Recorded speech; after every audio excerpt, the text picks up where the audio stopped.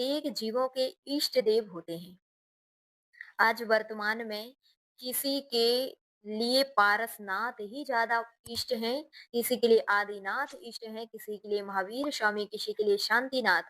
अनेक अनेक लोगों ने अनेक अनेक तीर्थंकरों को ही अपना इष्ट मान लिया।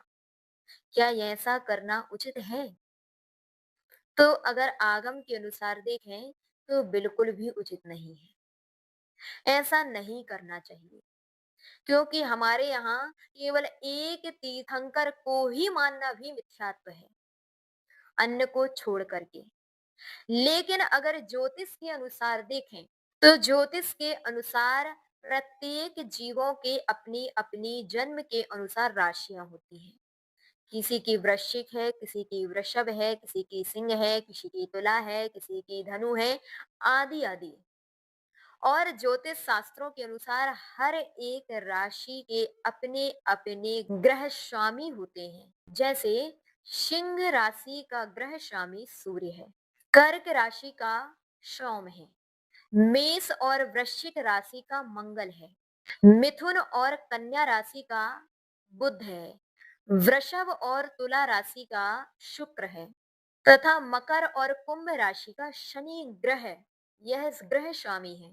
और प्रत्येक ग्रह स्वामी के अपने अपने तीर्थंकर इष्ट हैं। अर्थात अगर इस प्रकार की राशि के और इस राशि के स्वामी के अनुसार जो जीव इन तीर्थंकरों की आराधना करते हैं, मान लीजिए जैसे सिंह राशि वालों के लिए पद्मा प्रभु भगवान की आराधना विशेष करना चाहिए, कर्क राशि वालों के लिए चंदा प्रभु की आराधना करना चाहिए, मेष और वृश्चिक राशि वालों के लिए वासु पूज्य भगवान की आराधना विशेष करना चाहिए, मिथुन और कन्या राशि वालों के लिए शांतिनाथ भगवान की आराधना करना चाहिए, और धनु और मीन राशि वालों के लिए आदिनाथ भगवान की आराधना करना चाहिए। वृषभ और तुला राशि वालों के लिए पुष्प दंत भगवान की आराधना करना चाहिए, तथा मकर और कुंभ राशि वालों के लिए भगवान मुनि सुव्रत की आराधना विशेष करना चाहिए। क्योंकि इन इन राशि वालों के लिए जो ग्रह स्वामी है, ग्रह स्वामी के इष्ट जो तीर्थंकर हैं, उन तीर्थंकरों की जो हमने अभी आपको गणना बताई है, वही तीर्थंकर तदजन्य तीर्थंकर है।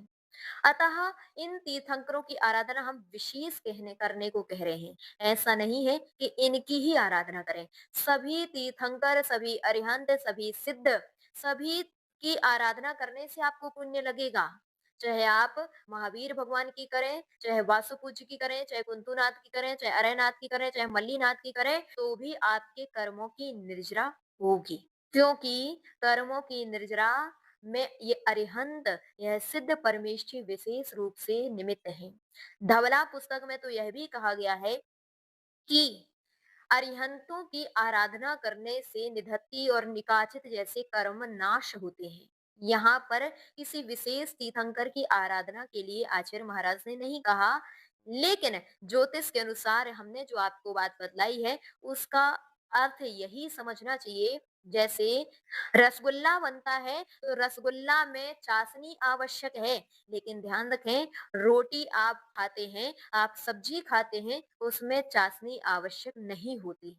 लेकिन अगर आप रसगुल्ला खाना चाहते हैं तो चाशनी की आवश्यकता अवश्य होती है। वैसे ही अगर आप अपने जीवन में विशेष फल की प्राप्ति करना चाहते हैं, अपने जीवन में मानसिक, आर्थिक, शारीरिक समस्याओं से निजात पाना चाहते हैं, तो अपनी राशि के अनुसार इन इन तीर्थंकरों की विशेष आराधना भी आवश्यक है। लेकिन ध्यान रखें, जैसे रसगुल्ला आवश्यक है, लेकिन फिर भी आप रोटी रोज खाते हैं, सब्जी रोज खाते हैं, इसी प्रकार अन्य तीर्थंकर, अन्य अरिहंत और सिद्ध परमेश्वरी की आराधना भी प्रतिदिन आवश्यक हुआ करती है। तो इस प्रकार से इष्ट देव के विषय में समझना चाहिए, और इस प्रकार से इष्ट देव मान करके नहीं, उनकी विशेष रूप से चालीसा पढ़ करके, जैसे वृषभ राशि वाले पुष्प दंत भगवान की प्रतिदिन चालीसा पढ़ें, प्रतिदिन अलग से एक जाप पुष्प दंत भगवान की करें, और महीने में कम से कम 1 से 2 बार पुष्प दंत भगवान का विधान करें, तो अवश्य ही उनके जीवन में उस राशि वालों के लिए विशेष फल की प्राप्ति हुआ करती है। इस प्रकार आपकी जिज्ञासा का समाधान।